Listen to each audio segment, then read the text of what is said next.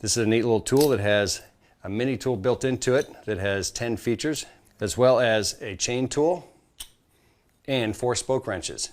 Everything is held together in this neat little case, high-powered magnets, so hold it nice and tight while you're on the trail.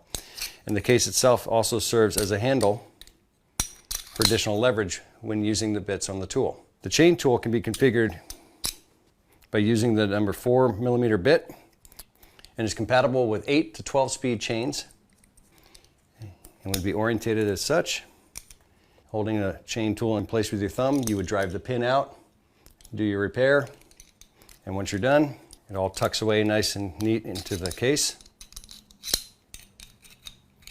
And you're done. In order to use the spoke wrenches, same thing. Just find the appropriate size, slide it over, make your appropriate repair, and when you're done, return it to the case. And the best feature of all is hidden on the back side of the case is it has a built-in bottle opener for the end of the day.